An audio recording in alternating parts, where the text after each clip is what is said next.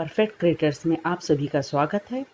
हम कक्षा 9वीं की गणित के क्वेश्चंस बना रहे हैं छत्तीसगढ़ माध्यमिक शिक्षा मंडल द्वारा प्रसारित बुक के द्वारा, जो आपके सामने दिखाया जा रहा है। इसमें हम चैप्टर 2 में हैं। चैप्टर 2 वास्तविक संख्या, जिसका एक पार्ट मैं पहले भी आप लोगों के लिंक के माध्यम से भेज चुकी हूँ। ये आपका सेकंड पार्ट है। आज सेकंड पार्ट के हम आगे बढ़ते हैं। तो पिछले पार्ट में हमने देखा था परिमेय संख्या। परिमेय संख्या क्या होती है? परिमेय संख्या में हमने ये देखा था, दो टाइप के दशमलव देखे थे हमने। शांत दशमलव, जिस संख्या में यदि भाग देते वक्त शेषफल 0 प्राप्त होता है और दशमलव या एंडिंग हो जाती है, वहाँ पर उसको शांत दशमलव बोला जा रहा था। और दूसरा दशमलव हमने देखा था अशांत आवर्ती दशमलव। ये दशमलव में शेषफल कभी भी 0 प्राप्त नहीं होता और संख्या रिपीट होती चली आती है। जो संख्या, जैसे यहाँ पर 6 के ऊपर बार का चिन्ह लगाया गया है, यानी अर्थात 6 बार बार रिपीट हो रहा है, तो ये इस प्रकार का दशमलव कहलाता अशांत आवर्ती दशमलव। ये दोनों दशमलव परिमेय संख्या के अंतर्गत आते हैं। आज हम अगला पढ़ने जा रहे हैं अशांत अनावर्ती दशमलव, अर्थात इसका भी दशमलव हमारे पास शेषफल 0 नहीं होगा, परंतु बाद में संख्या रिपीट नहीं होगी। देखिए 7, 3, 2, 0, 5 अलग अलग संख्याएं प्राप्त होंगी, परंतु कोई भी संख्या दशमलव की बाद की रिपीट नहीं होगी, परंतु उसका शेषफल भी 0 प्राप्त नहीं होगा। इस प्रकार की दशमलव को हम अशांत अनावर्ती दशमलव कहते हैं। तो परिमेय संख्या को हम P/Q के रूप में लिखा जाता, तो ये दोनों संख्याएं P/Q के रूप में लिखी जा सकती है, परंतु इस प्रकार की अशांत अनावर्ती दशमलव को P/Q के रूप में नहीं लिख सकते। और ये संख्या किसी भी संख्या का पूर्ण वर्ग नहीं होती। जैसे ये वर्गमूल 3 का आंसर ये है। वर्गमूल 3 ऐसा कोई भी नंबर नहीं है जिसका वर्ग करने से 3 प्राप्त हो। तो इस प्रकार अपरिमेय संख्याएं क्या हुई? अपरिमेय संख्या वे संख्या जो पूर्ण वर्ग नहीं होती हैं, उसका वर्गमूल अपरिमेय संख्या होता है। जिसका वर्गमूल हम प्राप्त नहीं कर सकते वो होती हैं अपरिमेय संख्याएं।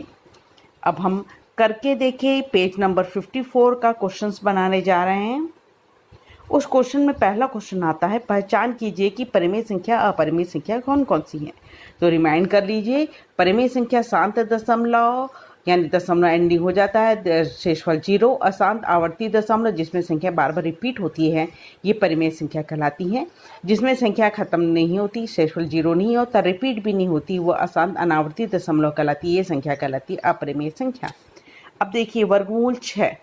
वर्गमूल 6 ऐसा कोई भी संख्या नहीं है जिसका वर्ग 6 होता हो, तो ये संख्या होगी अपरिमेय। ऐसी कोई भी संख्या नहीं है जिसका वर्ग 7 होता हो, तो ये भी होगी अपरिमेय संख्या। परंतु हम नेक्स्ट प्रश्न को यदि इसके देखते हैं, तो आप देखिए 25 गुणनखंड है। 5 गुणित 5 का वर्गमूल से बाहर आके पेयर बन गया, तो यह हुआ 5, यानी ये 25 5 का वर्ग है, तो ये होगी परिमेय संख्या। इस प्रकार नेक्स्ट प्रश्न में देखते हैं वर्गमूल 8। वर्गमूल 8 का गुणनखंड है 2 गुणित 2 गुणित 2, जिसमें से 2 गुणित 2 का जोड़ा बन चुका, तो वो वर्गमूल से बाहर आ गया, 2 हुआ। अंदर 1 का पेयर नहीं बना है, तो वर्गमूल 2 वैसे ही रहा। तो चूंकि ये वर्गमूल आया, तो ये संख्या कहलाएगी अपरिमेय संख्या। तो आप देख रहे हैं, जिसका परफेक्ट जो संख्या वर्गमूल से पूरी बाहर आ जाएगी वो संख्या परिमेय संख्या है, और जो संख्या वर्गमूल से पूरी बाहर नहीं आ पाती जोड़ा बना के, वो अपरिमेय संख्या कहलाती है। जैसे 9 देखिए नेक्स्ट क्वेश्चन में, 9 को आपका गुणनखंड करते हैं तो 3 गुणित 3, यानी 2 जोड़ा बन चुका है 3 का, तो यहाँ पर 3 वर्गमूल से बाहर आ गया, तो ये बन गई परिमेय संख्या। Next question 9/16। 9 होता है का गुणनखंड 3 गुणित 3, 16 का होता है 4 गुणित 4, जोड़ा 3 और 4 दोनों का बन चुका है, तो वर्गमूल से बाहर आ गए 3/4, वर्गमूल से बाहर आ गए तो इसकी संख्या कहलाई परिमेय संख्या। तो इस प्रकार हमने देखा कि परिमेय संख्या और अपरिमेय संख्याओं को कैसे पहचाना जाता है। उसी में कंटिन्यू मैंने पेज नंबर 56 के कुछ और क्वेश्चंस को लिया है कि बताइए परिमेय संख्या और अपरिमेय संख्या कौन कौन सी हैं। उसमें पहला क्वेश्चन दिया है वर्गमूल 81। 9 का गुणनखंड होता है 9 नाम 81, 9 का जोड़ा बन चुका, जो वर्गमूल से बाहर आके 9 बनेगा, वर्गमूल से बाहर आ गया इसलिए परिमेय संख्या है। नेक्स्ट है ऋण 626। परिमेय संख्या ऋण भी हो सकती है, धन भी हो सकती है। ऋण बाहर है, 626 का गुणनखंड है 25 गुणित 25, 25 का जोड़ा बना, तो बाहर आके सिर्फ 25 हुआ, तो ये 25 परिमेय संख्या है, ऋण 25। अब देखिए 11 11 ऐसा कोई पहाड़ा नहीं होता जिसमें 11 आता हो, तो 11 का गुणनखंड असंभव है, इसलिए ये अपरिमेय संख्या है। नेक्स्ट क्वेश्चन आया ऋण 81/25। 81 को अपन 9 गुणित 9, 25 को 5 गुणित 5, वर्गमूल से बाहर निकाल के जोड़ा निकालेंगे तो 9 का वर्गमूल से बाहर निकाले 9 आया, 25 का 5 आया, तो ऋण 9/5 वर्गमूल से पूरी की पूरी बाहर आ गई, तो ये ऋण 9/5 परिमेय संख्या हो गई। तो इस प्रकार अब दशमलव में ये सब प्रश्न थे, वर्गमूल वाले प्रश्न। जो वर्गमूल से पूर्ण रूप से बाहर आ जाते हैं वो प्रश्न कहलाते हैं परिमेय, जो वर्गमूल से बाहर नहीं आ सकते वो कहलाती है अपरिमेय। अब दशमलव के रूप में देखिए 3.2323, यहाँ पर 2323 रिपीट हो रहा है, तो रिपीट होता है उसको हम बोलते हैं अशांत आवर्ती दशमलव, और हम पिछली लिंक में देख चुके हैं वो कहलाती है परिमेय संख्या। तो इस प्रकार ये कौन सी दशमलव हुई, परिमेय अशांत आवर्ती दशमलव, जिसे हम परिमेय संख्या बोलते हैं, यानी इसे p/t के रूप में प्रदर्शित किया जा सकता है। तो नेक्स्ट क्वेश्चन लिख दिया मैंने 5.70 700 7 3 बार 0 7। तो आप देख रहे हैं एक बार 0 है, फिर 2 बार 0 है, फिर 3 बार 0, यानी कि कोई संख्या रिपीट नहीं हो रही है। यदि एक बार 0 बार बार एक ही बार 0 होता है तो हम बोलते रिपीट हो रही है। कोई रिपीट नहीं हो रही है और यहाँ पर शेषफल 0 भी प्राप्त नहीं हुआ है, यानी भाग कंटिन्यू चलते चले जा रहा है, ये कहलाती है अशांत अनावर्ती दशमलव, जिसको हम कहते हैं अपरिमेय संख्या। तो अब इस प्रकार अब हम दूसरे प्रश्न की तरफ चलते हैं। दूसरा प्रश्न है कि संख्या रेखा पर वर्गमूल 2 का स्थान निर्धारण कीजिए।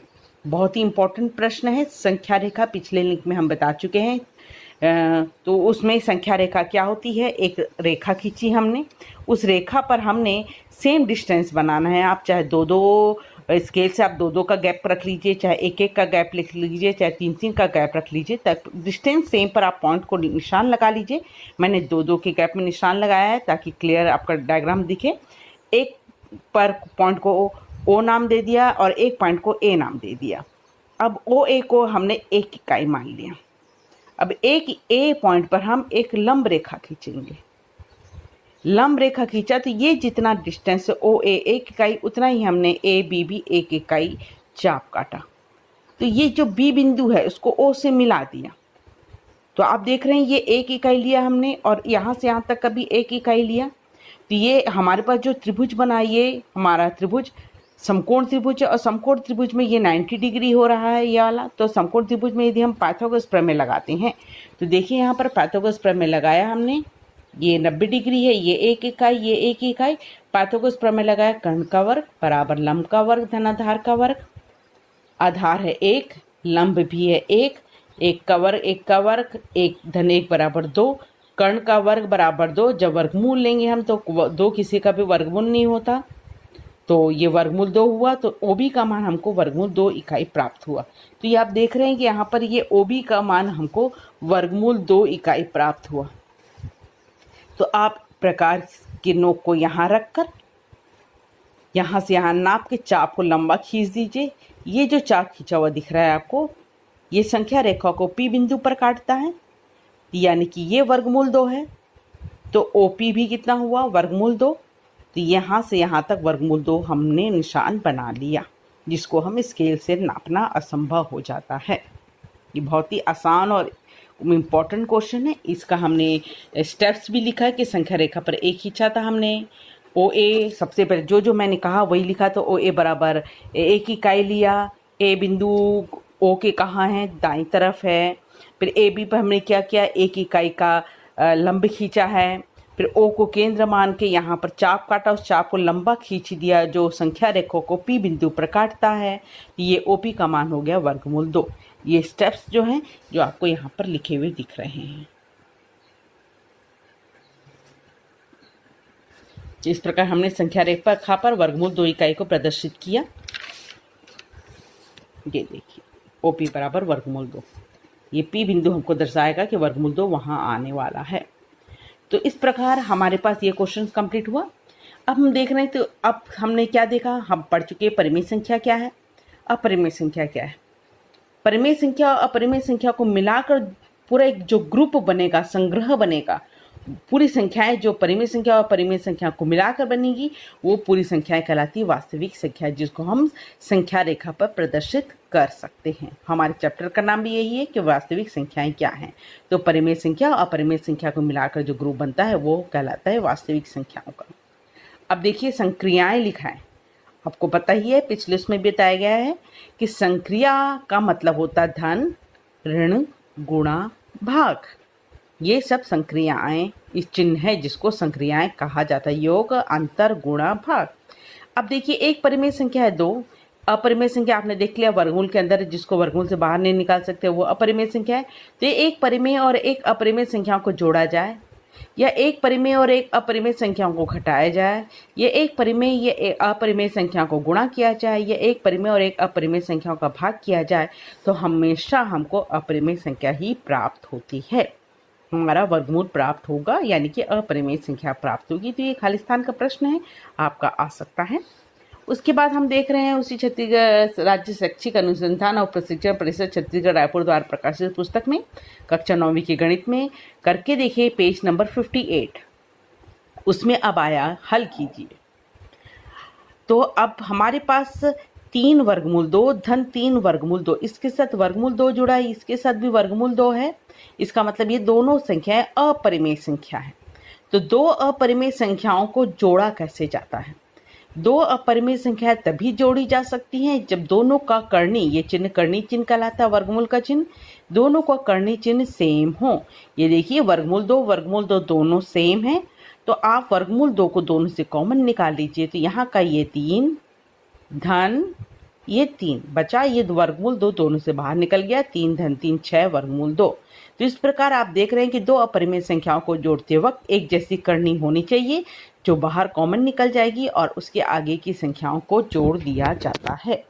तो इस प्रकार ये आपने इसका जोड़ना सीखा। अब देखिए यहाँ पर इसी अपरिमेय संख्याओं को गुणा करना। देखिए अब अगला प्रश्न उसमें दिया हुआ है 3 वर्गमूल 6, डॉट का निशान दिया यानी गुणा का चिन्ह है, ये 2 वर्गमूल 3, ये भी अपरिमेय संख्या, ये भी अपरिमेय संख्या। अब इसका गुणा करना है। गुणा करने में ऐसी कोई शर्त नहीं है कि आपका करनी एक ही होना जी, अलग अलग करनी भी हो सकती है। करनी के अंदर 6 है, यहाँ पर 3 है।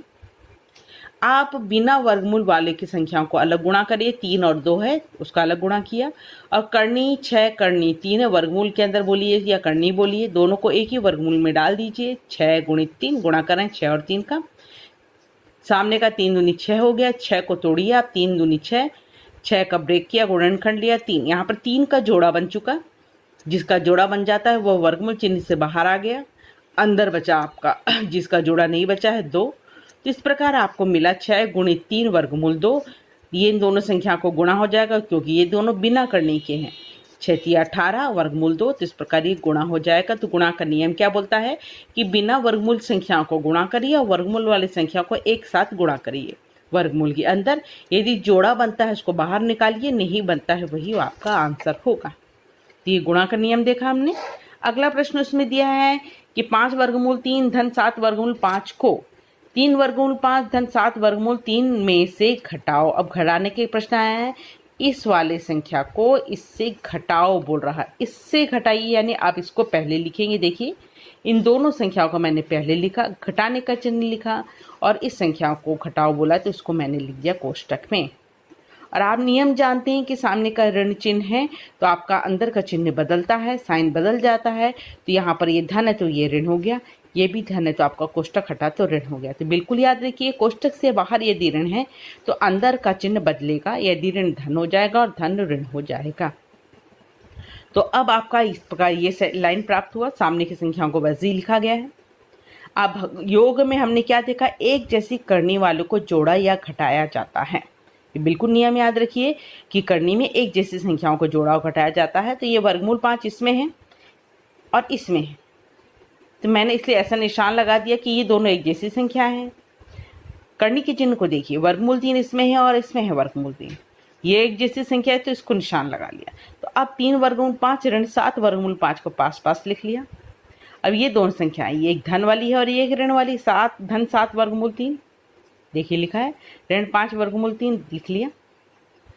दोनों को एक जैसा लगा कर नीचे निशान लगा दिया ताकि समझ में आ जाए कि ये एक जोड़ा बना है, ये एक जोड़ा बना है, ये करनी 5 वाला, ये करनी 3 वाला।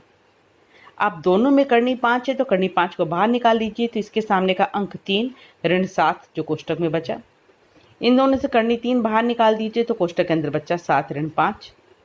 तो इस प्रकार हमको 3 ऋण 7, 3 में से 7 घटाए 4, छोटी में से बड़ी संख्या घटाते हैं तो ऋण आंसर में आता है, और 7 बड़ी में से छोटी घटाए तो धन आंसर आएगा। 7 में से 5 गया 2, और करनी 3 है, वर्गमूल 5 वैसे ही रहेगा। तो इस प्रकार ये आंसर प्राप्त हो। आप इन दोनों को ऐड नहीं कर सकते, जोड़ नहीं सकते, घटा नहीं सकते। क्यों? क्योंकि इसमें करनी 5 और करनी 3 है। तो जो योग का और अंतर का ये नियम है कि आप एक जैसी करनी वाले को योग और अंतर कर सकते हैं। अब नेक्स्ट प्रश्न की तरफ बढ़ते हैं। नेक्स्ट प्रश्न दिया है 6 वर्गमूल 3 को 13 वर्गमूल 3 से गुणा करो। तो 6 वर्गमूल 3 गुणा का चिन्ह डाला, 13 वर्गमूल 3 गुणा का नियम फिर से रिपीट कर रही हूँ कि आप बिना करने वाले संख्याओं को सामने गुणा कर दीजिए और करने वाली संख्याओं को एक साथ एक करनी के अंदर डाल दीजिए। यहाँ पर भी 3 है, यहाँ पर भी 3 है। 6 में 13 का गुणा करके 78 आ रहा है, और 3 और 3 दोनों का जोड़ा बन चुका, तो अब करनी से बाहर आ जाएगा। 2 जोड़ा करनी से बाहर आके 1 जोड़ा बना, तो आपको यहाँ पर कुछ नहीं बचा, 1 बचा, यानी कि उसको नहीं लिखेंगे। तो इस प्रकार 78 और यहाँ इसका आंसर हुआ 3, इन दोनों को गुणा करते हैं तो 234 प्राप्त होता है। तो इस प्रकार गुणा का नियम यह है कि बिना करने वाले संख्या को गुणा कर दिया जाए, करने वाले संख्या को गुणा कर दिया जाए और जोड़ा बनाया जाए। जो निकलता है बाहर निकाल के आप उसको छोटा बना लीजिए। तो अब हम नेक्स्ट प्रश्न की तरफ बढ़ते हैं। वो प्रश्न है हल कीजिए। हल कीजिए प्रश्न में पहला प्रश्न दिया है 3 धन वर्गमूल 3 और 2 धन वर्गमूल 2। ये परिमेय संख्या है या परिमेय संख्या, ये परिमेय संख्या है या परिमेय संख्या। तो फाइनली इसको देख बोलेंगे अपरिमेय, ये भी अपरिमेय, 2 अपरिमेय संख्याओं का गुणा कर रहे हैं। तो इस प्रकार के जब प्रश्न आपके गुणा करने वाले आते हैं तो आपको गुणा करने का नियम देखिए कैसे गुणा करना है। आपको ये 3 पहला अंक लीजिए और दूसरे पूरे कोष्टक के साथ गुणा कर दीजिए। 3 का 2 धन वर्गमूल 2 के साथ गुणा। फिर नेक्स्ट अंक लीजिए, धन वर्गमूल 3 है तो आपने लिखा धन वर्गमूल 3 और पूरे कोष्टक का 2 धन वर्गमूल 2 का इसके साथ लगा दीजिए गुणा के रूप में कोष्टक में। तो आप देख रहे हैं यहाँ पर कि पहला अंक के साथ कोष्टक लिखना है आपको। फिर धन है वर्गमूल 3 है तो धन वर्गमूल 3, ऋण वर्गमूल 3 है ऋण वर्गमूल 3 लगा के दूसरा कोष्टक लिखना है। अब फिर से बाहर 3 है, अब गुणा करें, 3 का 2 के साथ गुणा करके लिखा, धन का चिन्ह बीच में आ गया। फिर 3 का वर्गमूल 2 के साथ गुणा करके लिखा, तो इसका आंसर ये प्राप्त हुआ। सामने का धन का चिन्ह है, यदि ऋण का चिन्ह होगा तो आपको चिन्ह बदलना होगा अंदर का। धन का चिन्ह है तो वर्गमूल 3 के साथ 2 का गुणा किया, देखिए लिखा है। फिर धन वर्गमूल 3 का वर्गमूल 2 के साथ गुणा करके लिखा, तो इसका इसके साथ गुणा और इसका इसके साथ गुणा करके लिख लिया। आप इसको छोटा बना लीजिए। 3 दूनी 6, इस एक करनी और एक में करनी नहीं है तो आप ऐसे ही लिखेंगे। करनी वाली संख्याओं को पीछे की तरफ लिखा जाता है, इसमें एक करनी नहीं है, इसमें करनी है। बिना करने वाले को सामने लिखिए, करने वाले को पीछे लिखिए। वर्गमूल और वर्गमूल 3 और वर्गमूल 2 एक ही वर्गमूल के अंदर गुणा है तो आ जाएगा। 3 दूनी 6 होता है, लिख लिया। तो देख लीजिए इसमें करनी नहीं है, ये वर्गमूल 2 है, ये वर्गमूल 3 है, ये वर्गमूल 6, सब अलग अलग प्रकार की संख्या है तो इसको जोड़ नहीं सकते क्योंकि सबका करनी अलग है। और करनी का नियम बोलता है कि आप एक जैसी करनी चिन्ह वालों को ही जोड़ सकते हैं। तो ये प्रकार इस प्रकार ये 2 अपरिमेय संख्याओं का हमने गुणा देखा।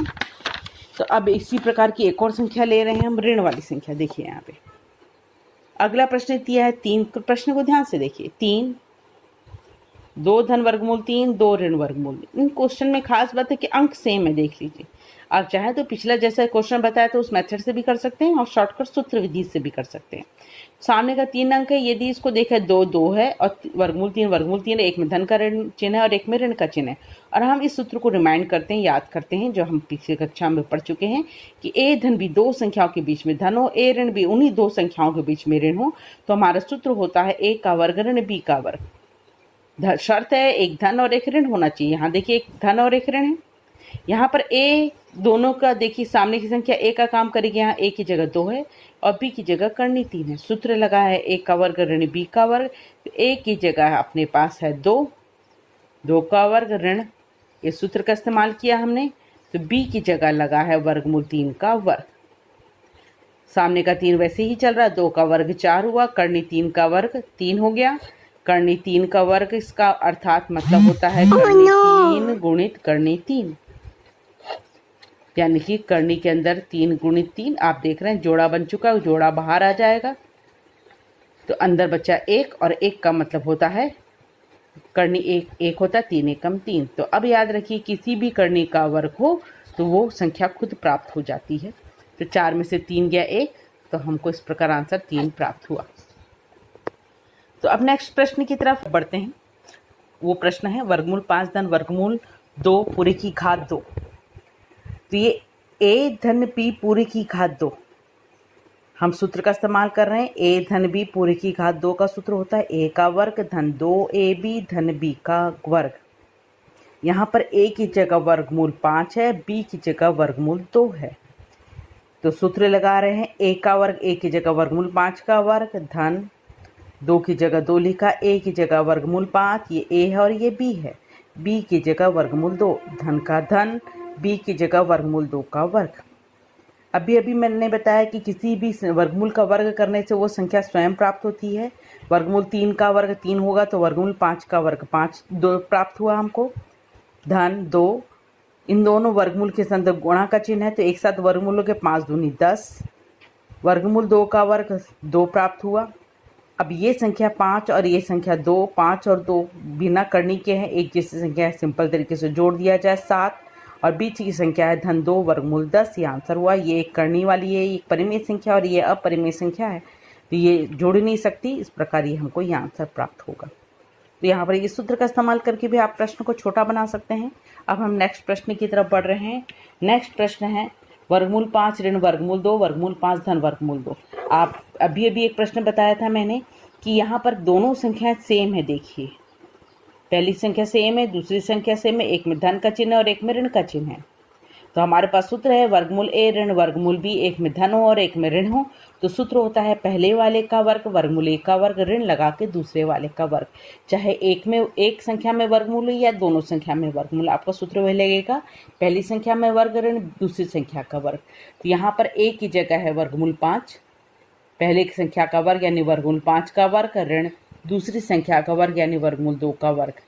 तो वर्गमूल 5 का वर्ग वह स्वयं संख्या प्राप्त होगी 5, वर्गमूल 2 का वर्ग वह स्वयं संख्या प्राप्त होगी 2, 5 ऋण 2 बराबर 3। इस प्रकार यह प्रश्न हल हुआ। तो आप देख रहे हैं कि आप a धन b a ऋण b का सूत्र का इस्तेमाल भी होता है और पूरे होल वर्ग के सूत्र का भी इस्तेमाल होता है। इन्हीं प्रश्नावली की कुछ क्वेश्चंस और हम आगे बढ़ते हैं। ये अभी तक करके देखिए कि क्वेश्चंस बना रहे थे हम। प्रश्नावली 2.2 के पहला प्रश्न को देखिए, सरल कीजिए। ये सब प्रश्न बहुत इंपॉर्टेंट है, ये 2-2 3-3 नंबर के प्रश्न आपके प्रश्न आते हैं। आपको नियम याद रखना है, जोड़ना घटाना गुणा और भाग का। जोड़ने का नियम रिपीट कर रही हूँ। दो संख्या दी है, बीच में धन का चिन्ह दिया है, जुड़ तभी सकती हैं संख्या जब दोनों का करनी 1 हो।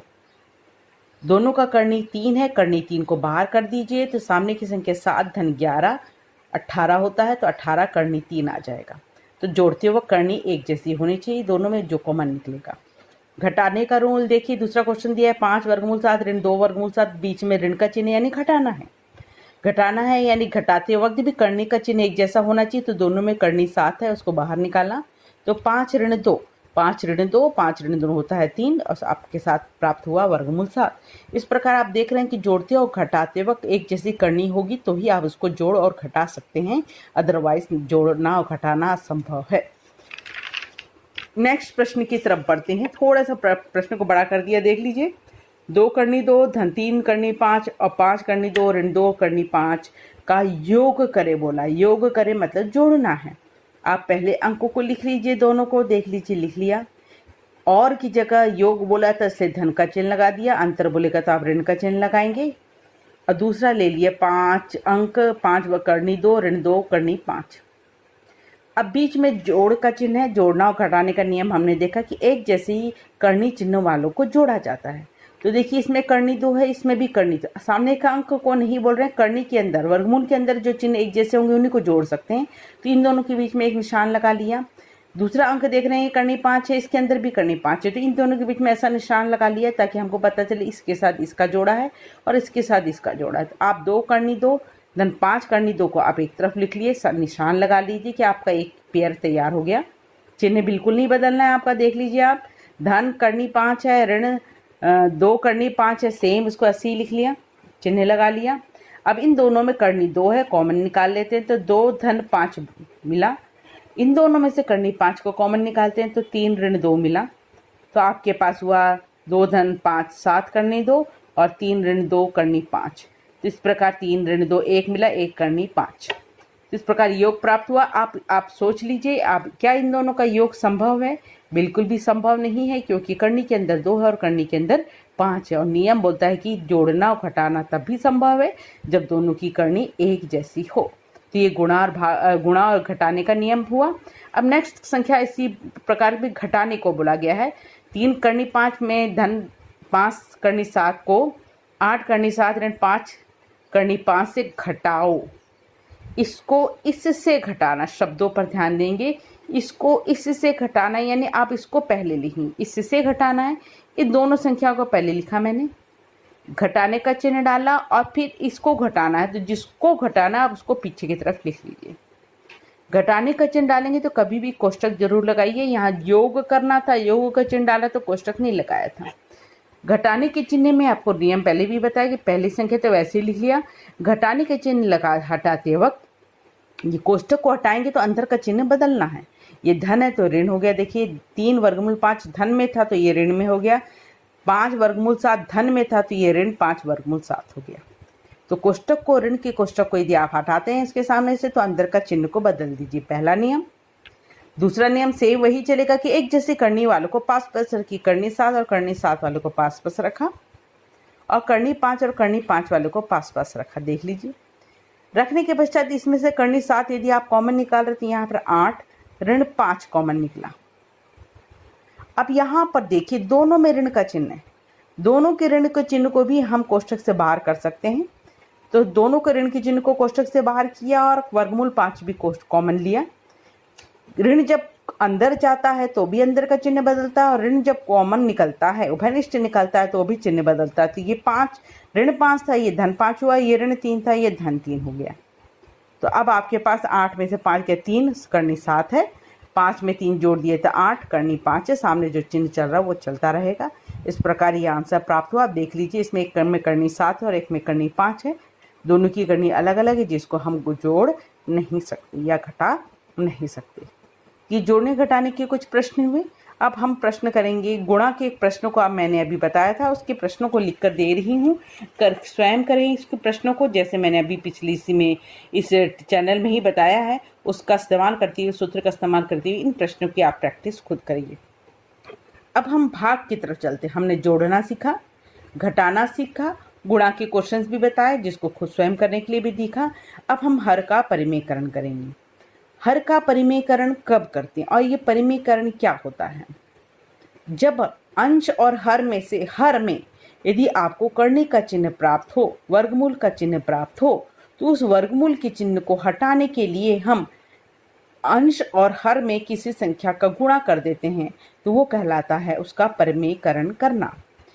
अब इस प्रश्न को देखकर आप समझिए, 1/वर्गमूल 5 है, हर में वर्गमूल 5 है, तो हम हर का परिमेयकरण लिखेंगे क्योंकि हर से वर्गमूल के चिन्ह को हटाना है।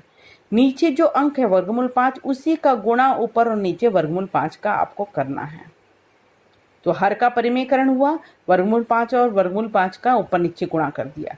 जब गुणा का नियम आता है तो रूल देखिए, जब अंश और हर वाली यानी बट्टी वाली संख्या रहती है, भिन्न संख्या रहती है, उसका गुणा का नियम है कि अंश का अंश में गुणा कर दिया जाता है, हर का हर में गुणा कर दिया जाता है।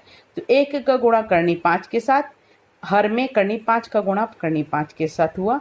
1 में करनी 5 का गुणा किया, करनी 5 हुआ। और आप जानते हैं कि करनी 5 2 बार है, तो वो संख्या स्वयं करनी वाली प्राप्त हो जाएगी। हमको 5 प्राप्त हुआ। इस प्रकार आंसर हुआ करनी 5/5। तो देख रहे हैं हमारे प्रश्न में हर में करनी था, और जब हमने परिमेयकरण कर दिया तो करनी का हर से करनी का चिन्ह हट गया। इसी को हटाने को ही परिमेयकरण कहा जाता है। तो ये एक पहला प्रश्न था परिमेयकरण करने का। नेक्स्ट प्रश्न की तरफ बढ़ते हैं हम। 2/6। हर में देख लीजिए करनी 6 है, हर की करनी 6 को हटाना है, तो हर का परिमेयकरण भी करेंगे हम। हर अंश को मत देखिए, आपको हर का परिमेयकरण करना है। आप करनी 6 को हटाना चाहते हैं तो करनी 6 का गुणा ऊपर और नीचे दोनों कर दीजिए। गुणित लिखना है आपको, करनी 6 5 रहेगा तो करनी 5 3 रहेगा तो करनी 3 लिखना है। अब दूसरा नियम क्या बोला? भिन्न वाली संख्याओं में अंश का अंश में गुणा, हर का हर में गुणा किया जाता है। तो 2 का करनी 6 में गुणा और करनी 6 का करनी 6 में गुणा कर लिया हमने। करने के पश्चात एक ये परिमेय संख्या, ये अपरिमेय संख्या, ये आपस में गुणा नहीं हो सकती, आप उसको ऐसे लिख लेंगे। और आप जानते हैं कि करनी 6 का गुणा करके 6 मिला, स्वयं संख्या प्राप्त होती है। 2 के पाड़े से ये बिना करनी वाली कट रही, 2 एकम 2, 2 तिया 6, तो ऊपर करनी 6 और नीचे 3 प्राप्त हो रहा है, तो नीचे वो संख्या प्राप्त हुई जिसमें करनी नहीं है, तो हमारा आंसर प्राप्त हुआ। तो अब आप समझ गए होंगे हर का परिमेयकरण का मतलब है कि हर की संख्या के करनी के चिन्ह को हटाना। अब ये वर्गमूल 21 बटा वर्गमूल 3 है, अंश को नहीं देखना है हमको हर में से का परिमेयकरण करना है। हर है वर्गमूल 3, तो इस वर्गमूल 3 का गुणा ऊपर नीचे करिए, गुणित लिखकर वर्गमूल 3 नियम अंश का अंश में गुणा, हर का हर में गुणा, वर्गमूल 3 21 और वर्गमूल 3 का गुणा, वर्गमूल 3 और वर्गमूल 3 का गुणा। चूंकि दोनों ही अपरिमेय संख्या करनी के अंदर है, इसको एक ही करनी के अंदर लिख लीजिए। जब दोनों करनी के अंदर होगी तो आप उसको एक करनी के अंदर लिख सकते हैं। 21 का गुणनखंड किया, 7 तिया 21 और 3 का 3 लिखा, और करनी 3 का गुणा होकर आप जानते हैं 3 आया। इसमें आपके पास जोड़ा बन रहा है 3 का, तो ये 3 इस वर्गमूल चिन्ह से बाहर आ जाएगा 3, और अंदर बच गया 7, तो अंदर बच गया 7, बाहर आ गया 3, ऊपर का 3 और नीचे का 3, अंश और हर में कैंसिलेशन के पश्चात हमको प्राप्त है वर्गमूल 7। इस प्रकार हमको ये मिला वर्गमूल 7।